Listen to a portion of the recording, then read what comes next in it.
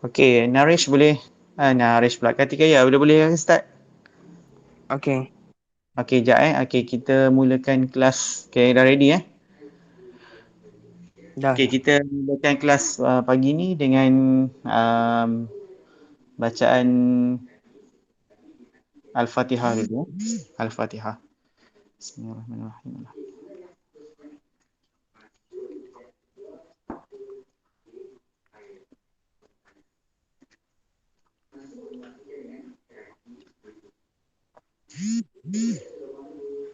Okey, so hari ni kita akan buat pembentangan tentang polimer Okey, saya jemput Kartikeya kumpulan A untuk membentangkan tajuk polimer.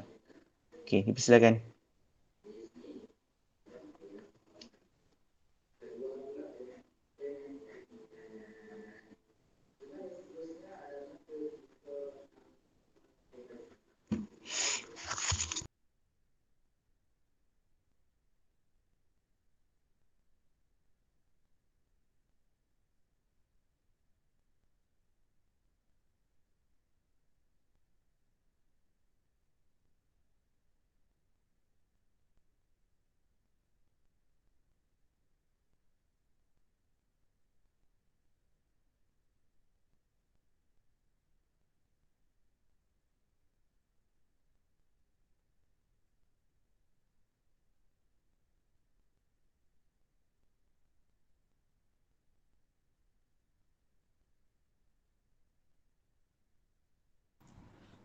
Selamat sejahtera cikgu dan rakan-rakan.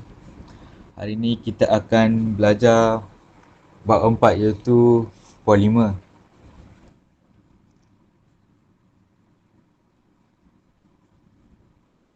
Kartik, next slide please. Moving on. Wait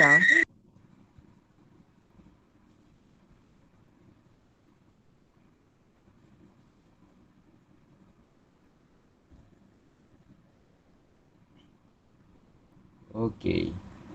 Ini contoh barang. Naresh, wait dia loading. Okey.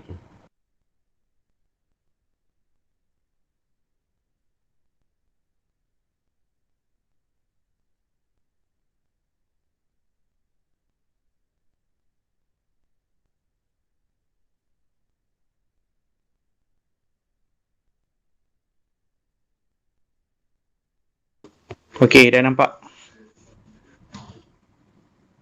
Kartik okey kan? Teruskan. Okey, dah ada. Teruskan Naresh. Okey, guys. Ini yang contoh barang yang dihasilkan daripada polimer sintetik. Polimer sintetik itu yang plastik yang diperbuat daripada manusia. Dan sebelah kanan tu ialah contoh penghasilan polimer daripada monomer. Monomer itu sejenis molekul yang single. Dia akan menghasilkan dengan proses pempolimeran dan menghasilkan satu rantaian polimer yang panjang.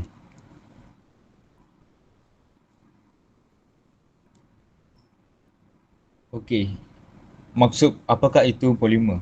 Polimer ialah molekul berantai panjang berantai yang terhasil dari percantuman banyak ulangan unit asas. Yang unit asas tu contoh ialah monomer.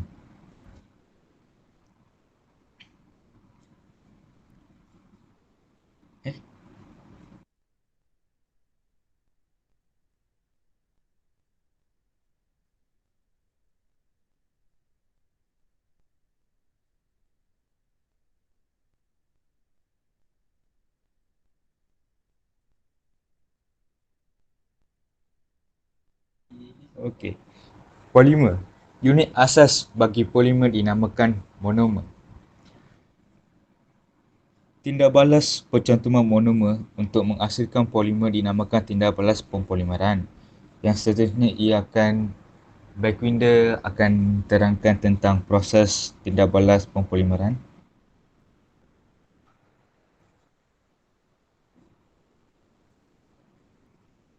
Kartik, banyak cepat. Naresh, you got one sumber point.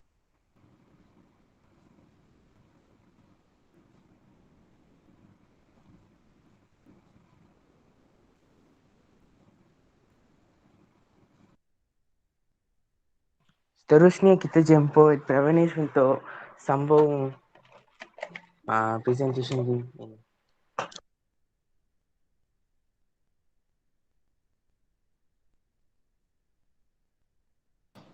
Selamat sejahtera. Okey, Tindak balas sejahtera. pempolimaran. Okey.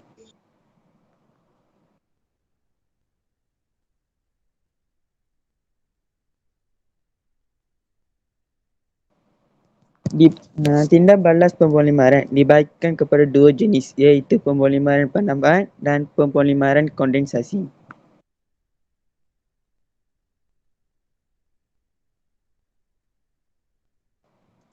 Pempolimaran penambahan.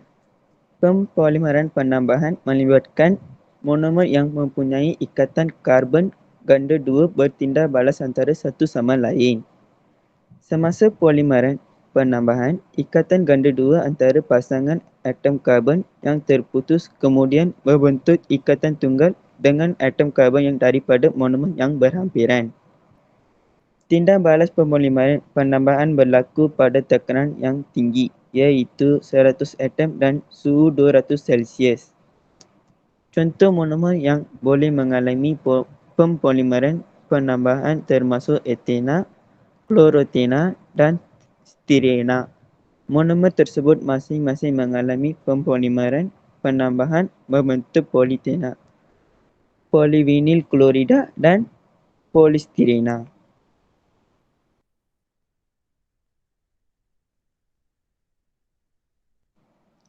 Sila rujuk muka surat 146. Jadual 4.2. Senarai polimer yang terhasil melalui pempolimaran penambahan dan monomer yang terlibat.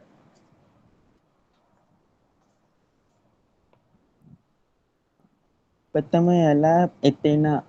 Etena menambahkan polimer untuk menjadikan nama politena. Ciri-ciri politena adalah tahan lasak dan kuat dan kegunaannya adalah beg plastik, botol plastik dan plastik pembungkusan. Propena menambahkan polimer untuk menjadikan nama polipropena. Ciri-ciri adalah tahan lasak dan kegunaannya adalah alat mainan dan tekstil.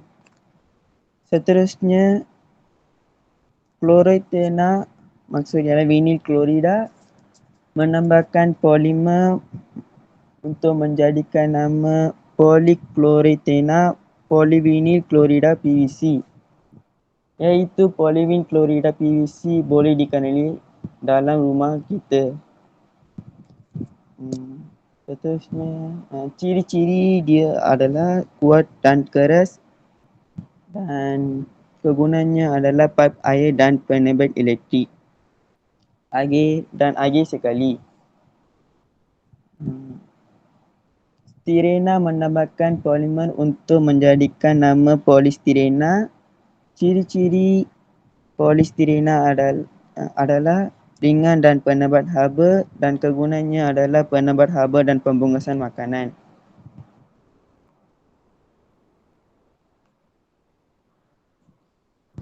Seterusnya, lihat muka surat 147. Sewaktu tindak balas, ikatan ganda 2 dibuka dan monomer ditambah pada rantai molekul untuk menghasilkan polimer.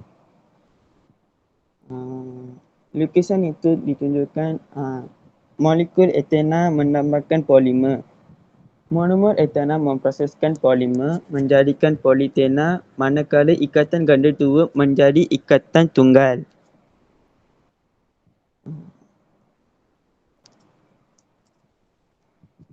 Raja 4.2 tindak balas pempolimaran menambah untuk menghasilkan politena. Okey ya, sekejap. Sekejap ya, Pravanish. Okey, cikgu mencelah sekejap, okey. Okey, kalau kita lihat ya, yang dimasukkan dengan pempolimeran penambahan ni maksudnya dia menggunakan monomer berulangan yang sama, monomer yang sama berulangan. Okey, so kalau awak perhatikan, mula-mula dia ada ganda 2 C double bond C kan. Okey, so bila kita buat penambahan, maksudnya pempolimeran penambahan, kita tambah polimer monomer yang sama. So kalau macam contoh ni dia bagi etena kan. Okey, so etena bergabung dengan etena plus etena plus etena plus etena, so dia akan jadi polytena. Jadi maksudnya yang C double bond tu dia akan break, pecah. So dia akan combine dengan kawan-kawan dia akan masuk. Okey, jelas so itu maksudnya tindak balas pempolimeran penambahan. Okey, kalau kita ringkaskan dia, okey, kalau kita ringkaskan dia, so ini famous juga, ada soalan pernah keluar tanya ni. Okey, so bila C double bond C, maksudnya dia adalah etena. So kita buat satu saja. Okey, bila kita hasilkan polytena, so kita ringkaskan dia, tak payah kita nak buat sampai macam panjang tu kan. Okey, so kita ringkaskan dia, kita akan buat C single bond. Okey, dan kita letakkan kita pecahkan double bond tu, jadikan dia C tu single bond. Okey, macam gambar raja yang awak tengok tu dalam buku teks tu. Okey, diringkaskan tu. So kita buat kurungan dia, kita tutup dan kita letakkan N. Okey, di mana N itu adalah mewakili bilangan berapa banyak etena yang digabungkan. Okey, contohnya kalau kita nak hasilkan polyethena ni, kita kalau katalah kita gabungkan ada 10 etena Okey, jadi kita N tu adalah maksudnya 10. Maksudnya 10 biji etena yang digabungkan untuk menghasilkan satu rantaian polytena. Okey. So N tu maksudnya bilangan molekul, bilangan etena lah. Okey. Okey, teruskan. Terima kasih cikgu. Kalau korang tengok, stirena membentuk hexagon yang dikenali sebagai kumpulan fenil. Kumpulan fenil ialah hidrokarbon siklik dengan formula negatif C6H5. Habis cukup. Terima kasih.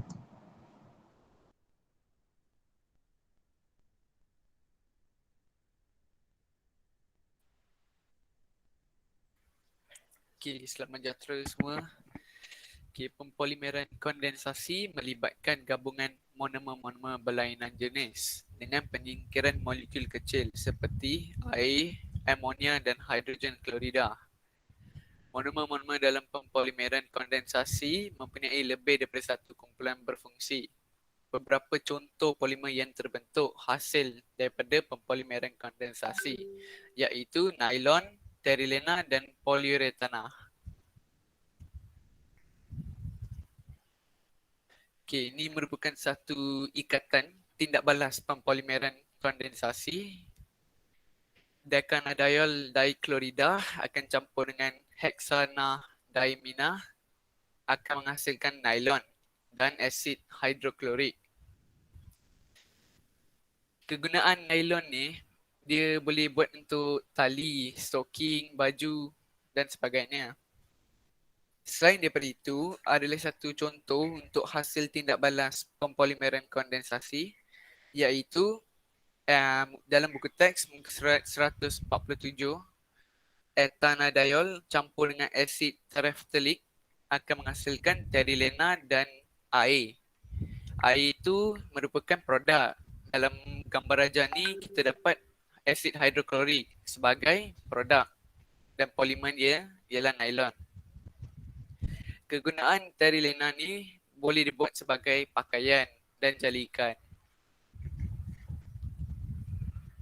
Okay, untuk mengenal pasti produk dia akan dapat asid hidroklorik ataupun air, kita boleh tengok dalam ikatannya. Seperti contohnya hexadiamina ni kita ada hidrogen dalam ikatan dia.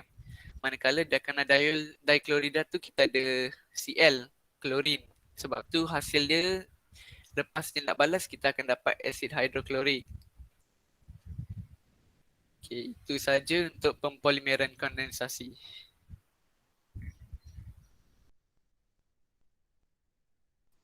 Okey, apa beza dia Okey, pempolimeran penambahan dengan pempolimeran kondensasi ni. Okey, kalau kondensasi ni maksudnya dia guna dua kumpulan berbeza, monomer yang berbeza. Kalau yang penambahan tadi yang sama kan, etena semua sama. Kalau propena aja. Okey, kalau vinyl klorida aja. Okey, tapi kalau untuk pempolimeran kondensasi ni dia melibatkan sekurang-kurangnya dua jenis monomer yang berbeza. Okey, di mana dia memiliki dua kumpulan berfungsi yang akan terlibat dalam tindak balas pempolimeran. Okey, contohnya macam Bab Winda kata tadi ya. Okey, dia akan menghasilkan satu produk lain. Okey, maksudnya dia bukan hanya untuk menghasilkan polimer sahaja, tapi dia ada extra produk yang dihasilkan. Contohnya sama ada air ataupun molekul hidrogen klorida. Okey, HCl. Okay, dalam buku teks tu dia bagi satu contoh untuk menghasilkan terilena kan. Okey, jadi terilena ni datangnya daripada 1,2-ethanediol ni, maksudnya alkohol lah. Okey, so dia bertindak balas dengan asid tereftalik. Okey, then dia punya ada molekul H2O tu, OH daripada tereftalik dengan hidrogen daripada alkohol tu. Okey, so dia akan terputus dan akan membentuk molekul air. Okey, kemudian combine antara C dengan O itu yang akan join mereka untuk membentuk terilena. Okey, itu satu contoh. Okey, contoh yang di muka surat 148. Okey, yang itu pembentukan hidrogen klorida. Maksudnya Cl daripada decanyl diklorida dengan hidrogen daripada hexana diamina. Okey, so dia akan terputus membentuk hidrogen klorida. Okey, itu sebagai produk tambahan dia. Okey, then yang C dengan N tu, okey, C dengan N tu akan bercantum untuk membentuk satu rantaian polimer yang panjang. Okey, itu beza dia. Okey, next teruskan kumpulan A.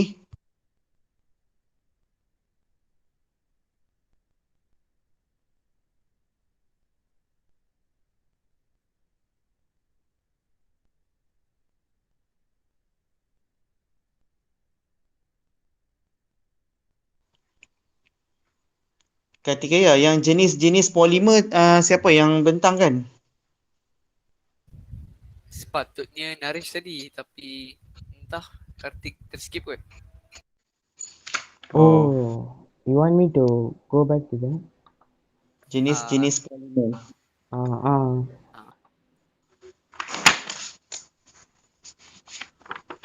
Okay, Naresh sila bentang.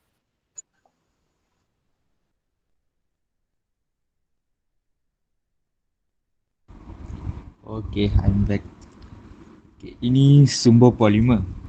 Sumber polimer terdiri daripada dua jenis, iaitu sumber polimer semula jadi atau sumber polimer sintetik.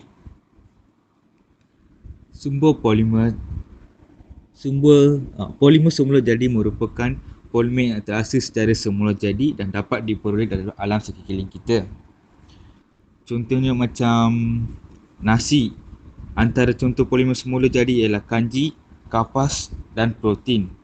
Ini contoh gambar nasi dengan kapas yang kita dapat semula jadi di sekeliling kita. Okey, polimer sintetik pula dihasilkan oleh manusia melalui tindak balas kimia di makmal atau di kilang-kilang. Contohnya nilon tu macam benang, polietena, polistirena dan polivinyl klorida, iaitu yang dinamakan PVC, adalah antara contoh polimer sintetik yang dihasilkan dalam sektor perindustrian. Kanji ialah sejenis polimer semula jadi yang terhasil daripada glukosa. Dan next, daging ialah salah satu sumber protein.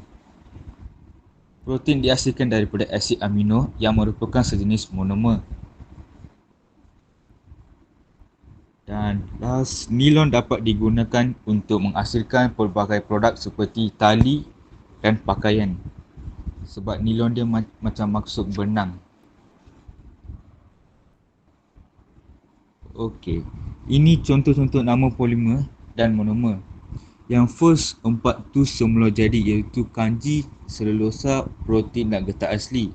Dan nama monomer ialah glukosa untuk kanji, glukosa untuk selulosa, asid amino untuk protein dan isoprena untuk getah asli. Yang untuk sintetik pula ada 3, polistirena, polipropena dan polivinilklorida. Nama monomer untuk polistirena ialah stirena dan nama monomer polipropena ialah propena dan nama monomer polivinilklorida ialah vinilklorida.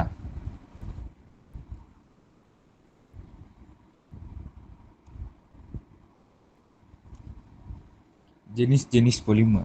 Polimer sintetik ada 3 jenis polimer, iaitu polimer termoplastik, polimer termoset dan polimer elastomer.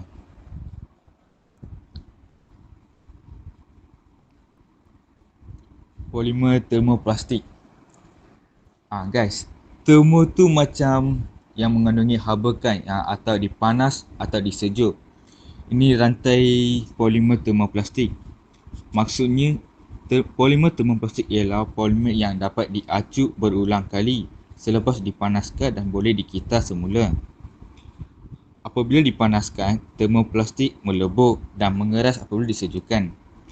Contoh bahan polimer termoplastik ialah polietena, PVC dan nilon. Dan seterusnya ialah polimer termoset. Maksud polimer termoset ialah polimer termoset tidak dapat diacu semula selepas dipanaskan, sebab yang between polimer termoset ada rangkai silang yang 3 biji 2 biji itu rangkai silang, iaitu yang ini maksudkan dengan polimer yang sangat keras seperti soket-soket di rumah kita. Polimer termoset biasanya akan terurai atau hangus apabila dipanaskan dan tidak dapat dikita semula. Contohnya melamina dan bakelit. Bakelit tu apa? Cikgu, bakelit tu macam tayar. Awak ada sebut? Tayar ke macam getah daripada plastik. Plastik yang keras ni contoh macam soket elektrik yang kita gunakan. Soket. Okey. Dan akhirnya polimer elastomer. Kita tahu elas tu macam kita boleh maksud dengan elastik, kenyal. So, polimer elastomer dapat diregang dan kembali kepada bentuk asal selepas dilepaskan, macam getah. Dia mempunyai sifat elastik yang tinggi. Contohnya polyurethane dan getah stirena, butadiene, SBR. Rangkai silangnya adalah satu biji antara rantai yang berpanjang monomer itu saja. Terima kasih.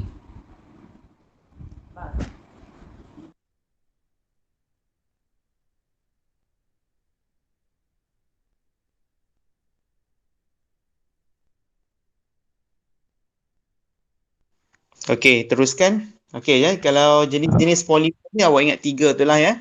Termoplastik, termoset, elastomer ya. Okey, di mana termoplastik ni dia boleh kita semula lah. Maksudnya kalau kita leburkan dia, kita boleh kita semula, kita boleh bentukkan dia bentuk yang lain. Contohnya macam plastik-plastik yang kita gunakan, yang kita isi minuman kita semua tu lah. Itu boleh kita semula. Okay, kalau macam polimer termoset ni, dia tak boleh kita semula. Dia kalau kita panaskan, dia terus hangus. Okay, dia akan terhurai dan dia sangat ni lah, kalau kita panaskan dia terus hangus dan kita tak boleh nak hasilkan semula. Okay, kemudian elastomer, dan nama elas tu maksudnya elastik. Okay, dia sangat mudah untuk diregangkan ya, sebab dia mempunyai sifat elastik yang tinggi. Okey. Okey, sambung untuk polimer dan alam sekitar. Aktiviti makmal lah. Okey, teruskan. Seterusnya kita nak jelaskan tentang aktiviti makmal 4.8 iaitu penghasilan nilon. Macam mana nilon dihasilkan, dan ini sepatutnya eksperimen kita kena buat dalam makmal sekolah, tapi sebabkan kita PKP so kita tak boleh buat. So saya jelaskan melalui presentation ni. Sebelum tu korang boleh tonton satu video untuk memahami bagaimana cara untuk membuat eksperimen tersebut.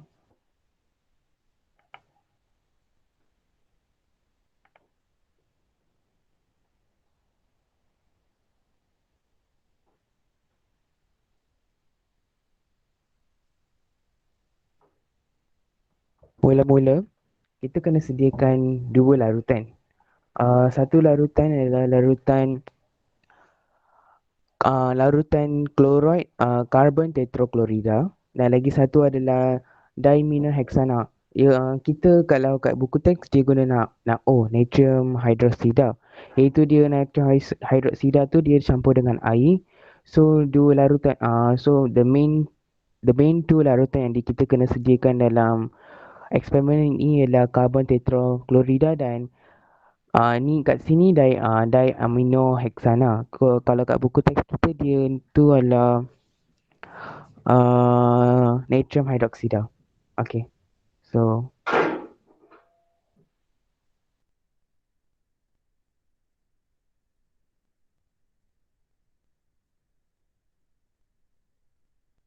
mula-mula kita kena campurkan dua.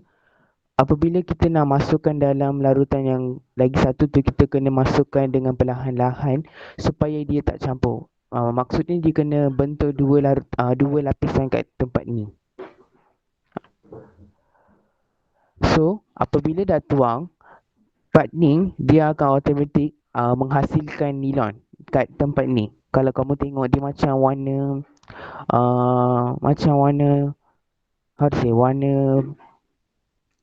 warna putih-putih, macam putih tu tak putih sangat lah. So kalau kau tengok kat tempat ni, so basically this is the nilon yang terhasil. So kena tunggu sampai nilon tu totally form, and then you kena gunakan pengepit untuk sempitkan nilon yang dihasilkan. Lepas tu lilitkan dengan rod kaca yang diberi. Sampai lilitkan semua nilon yang diberi dalam, lilitkan semua nilon yang ada dalam larutan tersebut. Sedikit demi sedikit.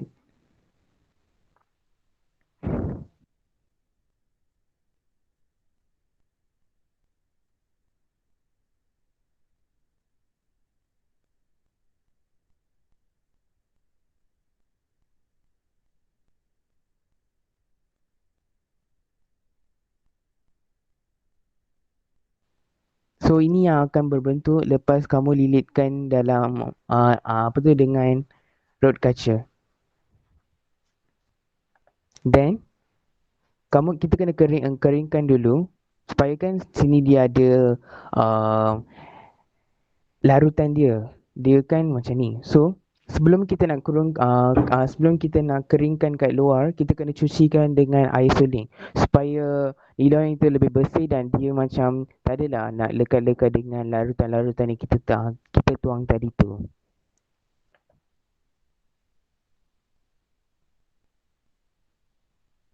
So lepas kamu cuci tu, kena keringkan lah. So kalau kamu tengok kat tempat ni, dia ni sangat soft dan sangat kenyal. Sangat kenyal.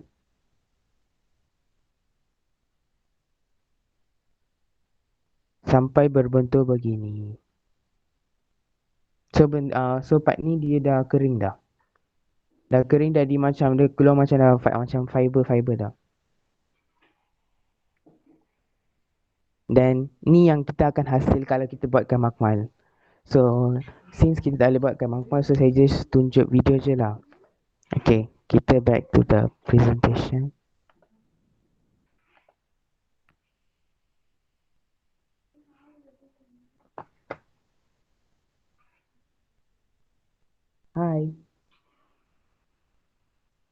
Can see me, right?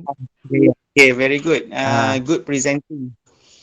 okay. Okay, boleh faham kan? Cikgu rasa gambar video tu ya lebih mudah untuk difahami ya. Okay, thank you. Good, Katikaya. Okay, next. Sekejap cikgu. Kalau kamu tak faham, saya just buat macam dalam tangan lah. Dia kan ada 2 larutan. So, larutan tu kena campurkan sedikit demi sedikit sampai dia berbentuk 2 lapisan. Lapisan so kamu kena lah biarkan larutan tu macam tu dulu. Lepas tu if you wait for a while you can see there's a nylon, dia macam ada lapis yang berbentuk between this larutan A dan larutan B yang kamu dituangkan dalam tu. So you kena gunakan pengepit untuk sempitkan larutan tersebut. So it will like macam dia akan macam keluar macam ni, and then you must use rod kaca untuk lilitkan tu.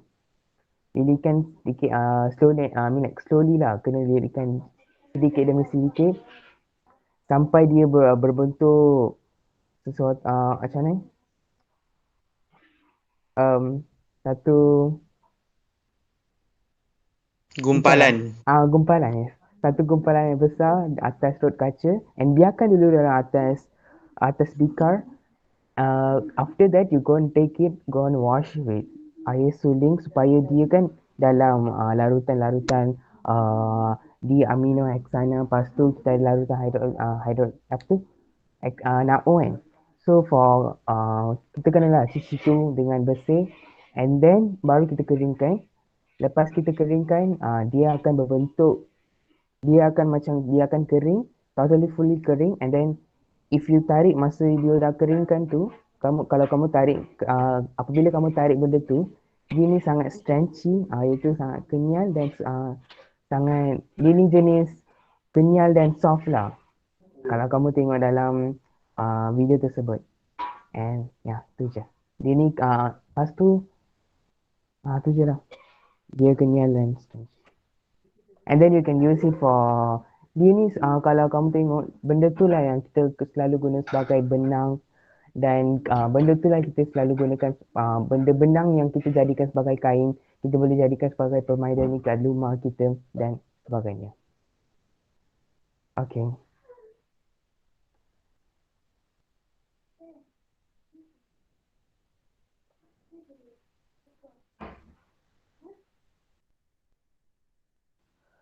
Seterusnya kita pergi ke perbincangan yang kat bawah tu.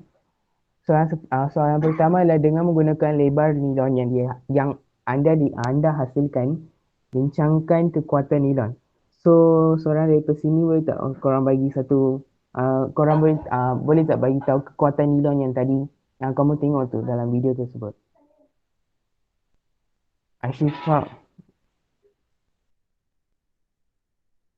Ya, saya.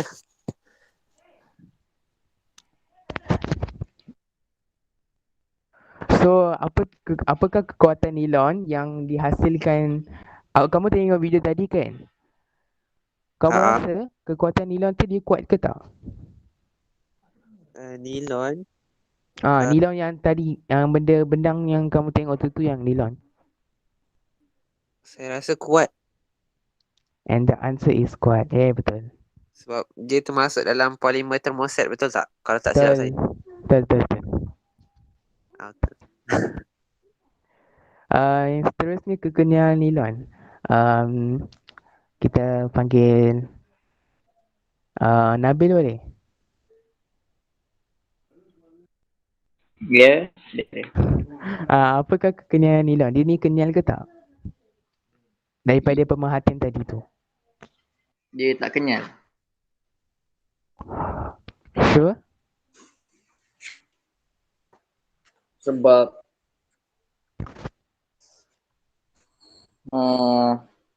apa tu?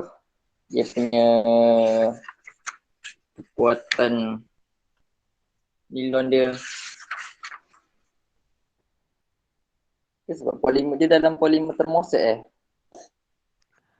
Sebabkan dia kan Plastik. Apa tu?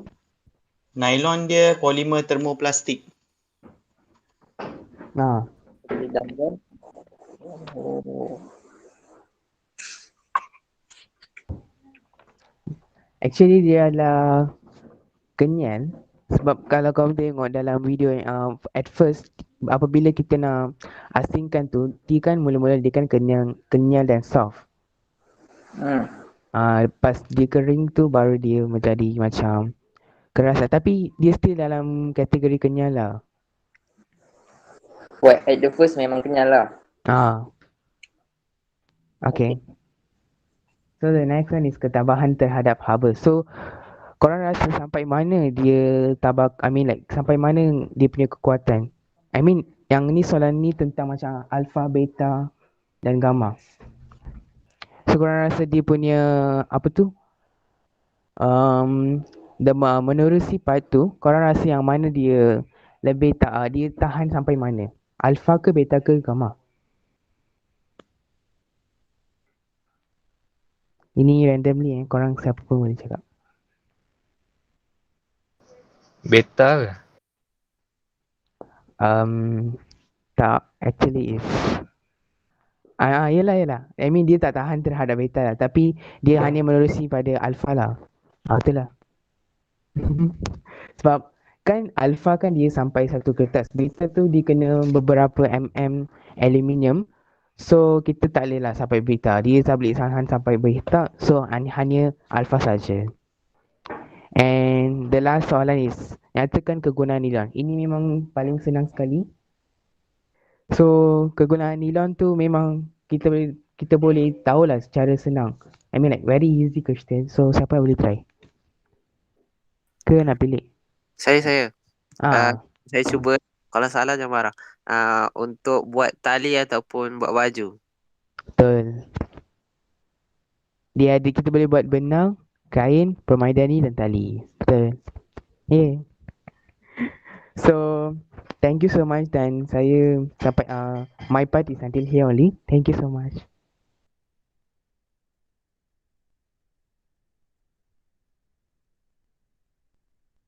Seterusnya dijemput Nanto Kumar. Selamat sejahtera cikgu dan kawan-kawan. So sekarang saya kita dah sampai dekat part last untuk point A untuk polimer. So ketik next. Polimer ada ciri-ciri dia. So tak ada benda lain yang ada ciri dengan dia. Yang pertama, penebat haba yang baik. Yang kedua, bersifat lengai dan tidak reaktif. Yang ketiga, daya tahan haba yang tinggi. Lepas tu yang terakhir, ringan, kuat dan keras.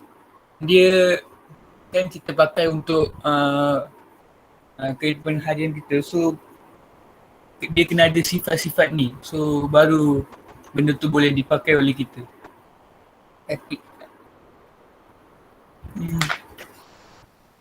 Terdapat banyak kegunaan polimer sintetik dalam kehidupan seharian kita. Dekat buku teks ada 4 tapi kita orang buat 2 je. Dekat Mamal Sains ada banyak alatan yang diperbuat daripada polyprepena. Selain itu, beg plastik yang merupakan bahan terpenting semasa kita keluar membeli barang, itu pun dihasilkan melalui polyethena.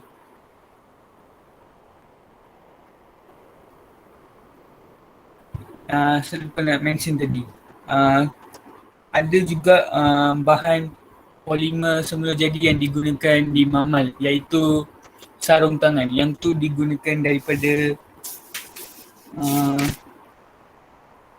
getah asli.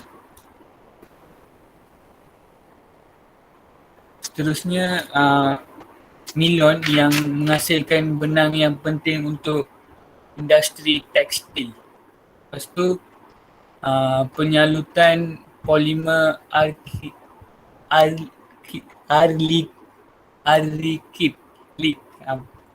digunakan untuk menghasilkan polimer acrylic. Ya, tiga ulang sekali lagi. Akrilik. Polimer akrilik. Akrilik digunakan untuk menghasilkan bumbung kalis air. Dia dekat macam bangunan tinggi-tinggi, dekat tingkat paling atas dia macam dia ada kawasan yang lapang. Dekat situ yang dia orang guna benda ni. Dekat bumbung rumah dia tak boleh pakai benda ni. Dia hanya digunakan di bangunan-bangunan sekolah, bangunan-bangunan tinggi macam tu je.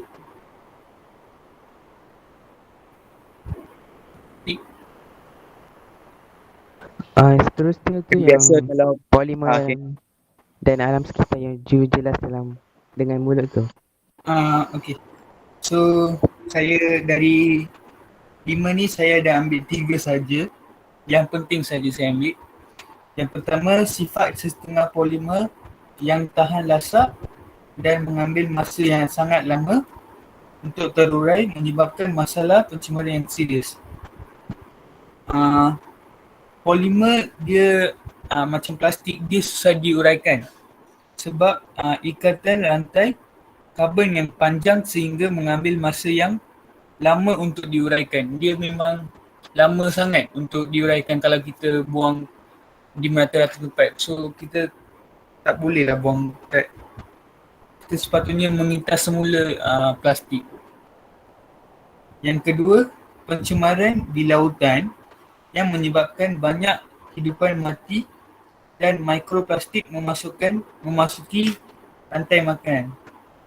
So bagi korang yang tak tahu, mikroplastik tu plastik yang tidak dapat dilihat dengan mata kasar atau untuk lagi faham, dia plastik yang boleh nampak tu dia terurai.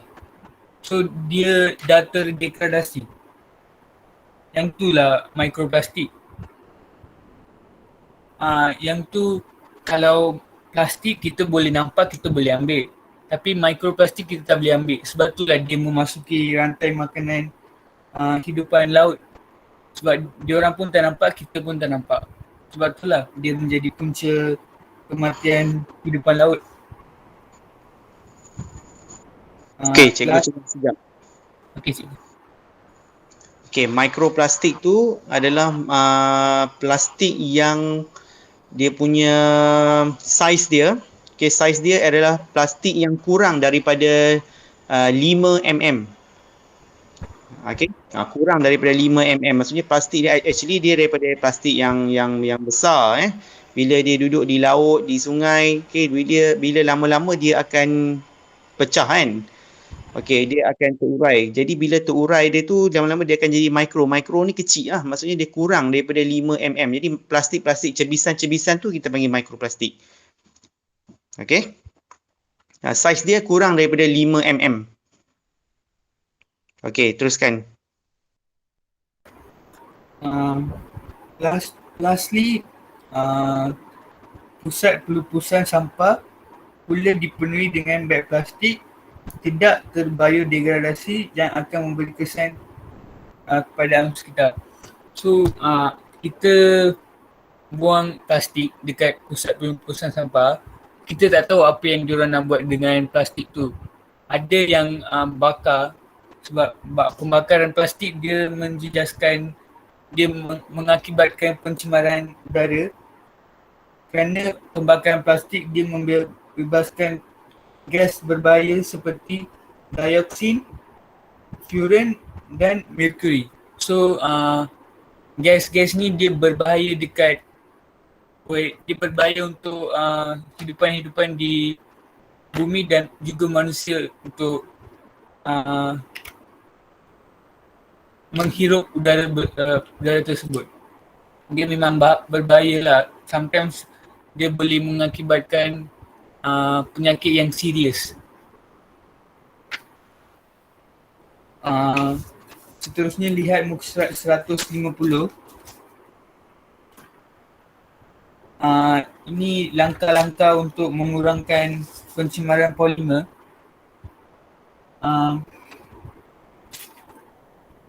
Salah satu langkah yang terbaik yang digunakan untuk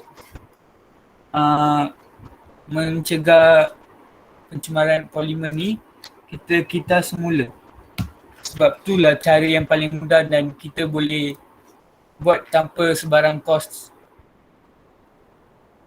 So kita perlu mengasingkan bahan-bahan yang boleh dikita semula supaya bahan tersebut tidak berakhir di tempat yang tidak sepatutnya seperti tapak pelupusan sampah.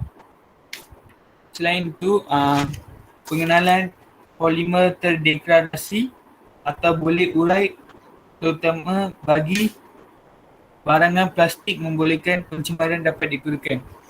Sekarang dah tahun 2021, sekarang dah ada plastik dia boleh terurai dalam masa 55 hari.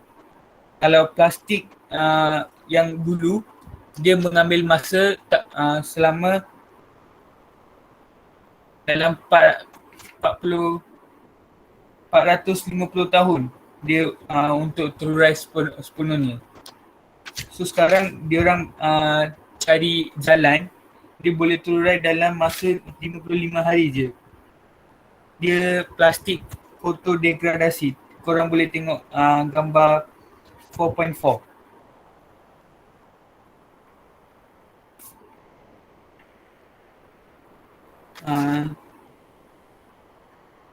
Kita sepatutnya masa kita pergi beli belah, kita sepatutnya guna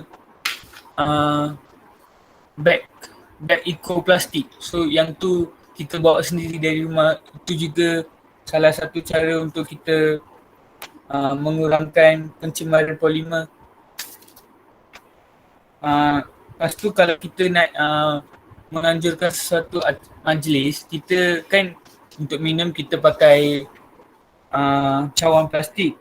Kita boleh tidak menggunakan cawan plastik dan kita menggunakan cawan plastik biodegradasi.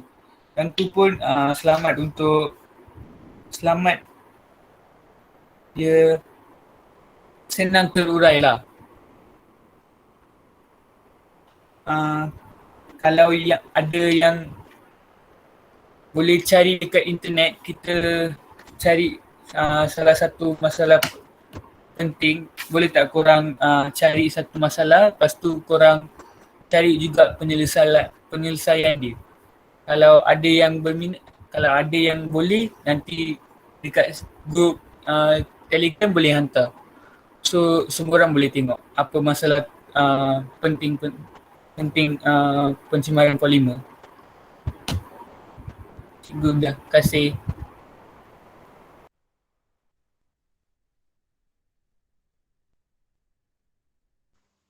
Okay. Dah habis.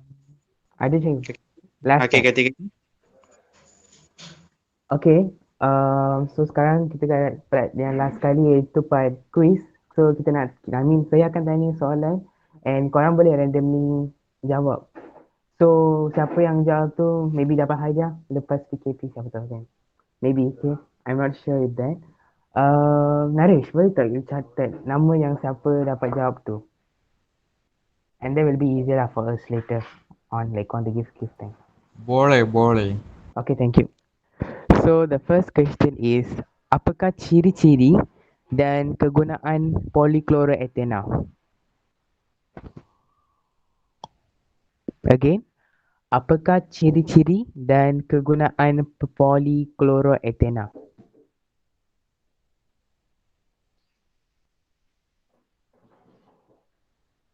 Hello.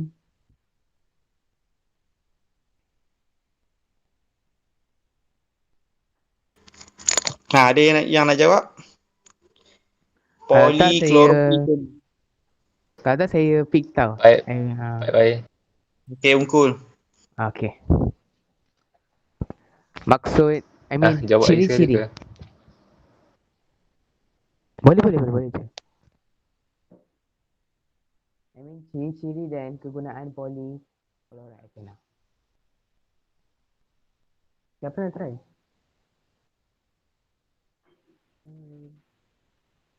Syifa boleh tak? Boleh. Berikan ciri-ciri kegunaan Polikloro. Ah. So kegunaan dia pipe air ataupun pipe yang kita gunakan untuk untuk salur air tu kan, pipe PVC ataupun digunakan sebagai penebat haba. Ciri-ciri dia ni jenis macam mana? I mean ciri dia. Dia lembut ke kuat ke? Kuat dan keras. Okay, thank you. So the second question is, apakah nama monomer polystyrena dan polypropena?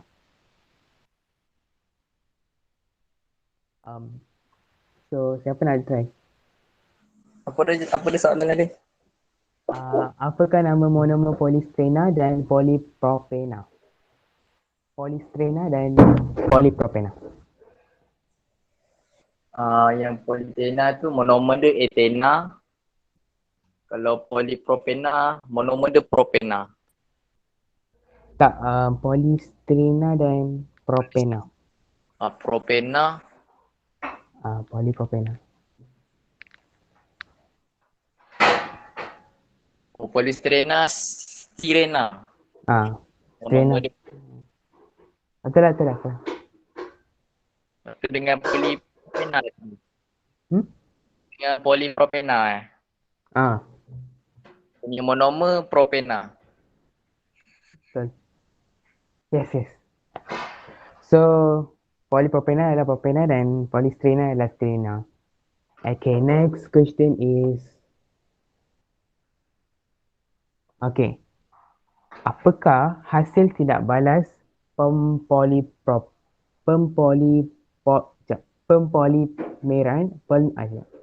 apakah hasil tidak balas pempolimeran kondensasi etanodiol dan tambah asid tereftalik?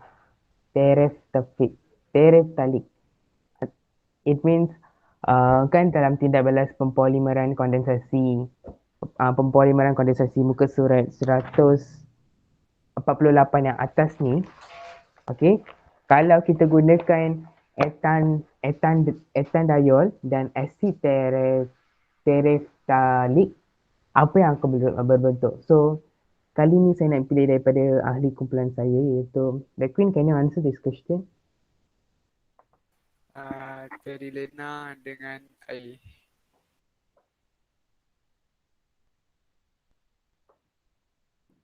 Betul lah. Terilena lah dia, Sir. Ya, hasil dia. Betul. So dia hasil dia adalah terilena dan air, iaitu tadi kan contoh dia kat buku teks nylon dan hydrogen klorida. So kalau kamu gunakan etandiol and acid tereftalik tu, you akan dapat terilena dan air, iaitu terilena tu daripada acid tereftalik dan etanadiol. So air tu memang dia punya produk lah, macam kat buku teks tu produk kita adalah hydrogen klorida. So kalau kat sini air H2O. So kalau dalam pempolimeran kondensasi dan pempolimeran kondensasi, berapakah monomer yang digunakan? 1 ke, 2 ke, 3 ke? How much is the maximum monomer yang kita boleh gunakan dalam satu polymer, dalam satu pempolimeran kondensasi? Ni soalan senang. Anyone want to try? Berapakah monomer yang digunakan dalam pempolimeran kondensasi? Saya nak try. Boleh. Dia gunakan 2 monomer untuk membentuk satu rantai panjang. Kot. Betul. Yes, dia gunakan 2 monomer yang berbeza jenis, and then dia berbentuk untuk menghasilkan satu pempolimeran kondensasi. Untuk menghasilkan satu macam mana cakap? Betul. Tidak balas. Okay, next question. Sorry. Okay. Kita ada Okay, last question last two question. Apakah ciri polimer sintetik?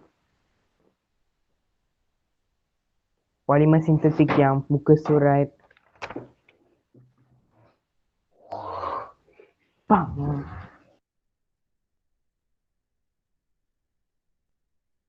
Sekejap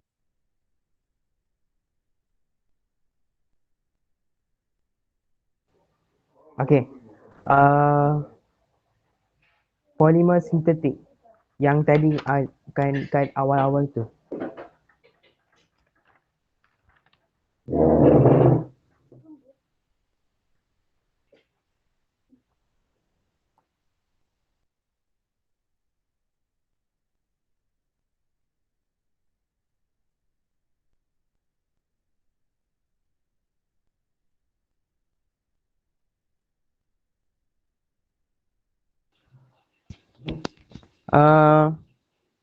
Hello.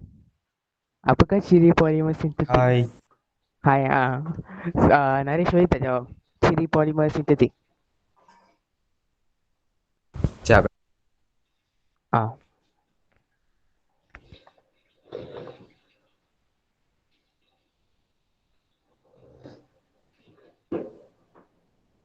Ketik yang mana? Ciri polimer sintetik Yes.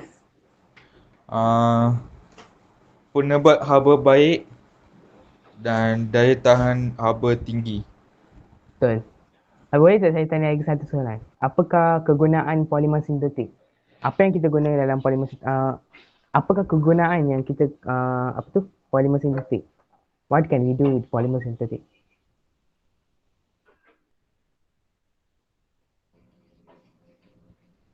Siapa jawab? Saya ke? Bolehlah you nak jawab ke? Orang lain. Okay. Bumbung kali saya. Betul. Lagi boleh tak lagi bagi dua contoh? Satu bumbung kali saya, lagi satu. Nilon. Betul. Thank you so much. Benang-benang. Betul lah. So, thank you so much. So, kita end our presentation here. So, terima kasih yang dengar daripada awal sampai akhir ini. And yeah, thank you so much. Okey, tahniah, bagus. Penerangan yang sangat terperinci. Okey, dan very good lah presenting. Okey, satu lagi cikgu nak tekankan, ada juga soalan yang dia tanya jenis wajarkan. Dia tanya wajarkan penggunaan polimer dalam kehidupan harian anda. Okey, bila soalan tanya wajarkan ni, maksudnya kita kena wajarkan dari segi sama ada kita setuju ataupun tak setuju. Kita bagi dua-dua. Okey, maksud kalau saya setuju penggunaan polimer dalam kehidupan harian kerana apa-apa. Okey, kalau saya tak setuju, kita bagi reason kenapa kita tidak setuju. Maksudnya kalau soalan tanya wajarkan, kita boleh bagi dua-dua. Setuju dan tak setuju. Okey, lagi satu tentang penggunaan nylon ni dalam kehidupan harian. Okey, kegunaan polimer sintetik nylon. Kalau dia tanya kegunaan nylon, kita jangan terus jawab untuk menghasilkan baju. Kita jawab dulu. Contohnya kita kata nylon ni digunakan untuk menghasilkan benang untuk dibuat baju. Maksudnya mesti ada word benang baru baju. Bukan terus jadi baju tapi dihasilkan benang dulu. Okey.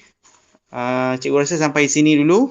Okey, kita jumpa untuk next class esok lah kan, hari Khamis.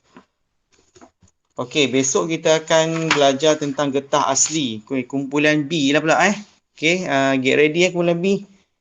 Siapa kumpulan B itu? Siapa yang ketua kumpulan B? Haziq. Siapa Zuhairi? Haziq Ashraf. Haziq. Okey, nanti korang prepare untuk getah asli Cikgu rasa sikit getah asli ni. Okey, kita jumpa besok. Getah asli boleh tahan juga. Okey. Okey Zuhairi esok dengan Haziq and the gang. Okey, kita jumpa esok. Okey, isikan kehadiran hari ni dekat dalam grup Telegram. Okey, jumpa lagi esok. Assalamualaikum, selamat sejahtera. Salam. Terima kasih cikgu. Terima kasih cikgu. Terima kasih semua. Terima kasih. Okey, terima kasih kepada kumpulan pembentang juga. Terima kasih cikgu. Okey.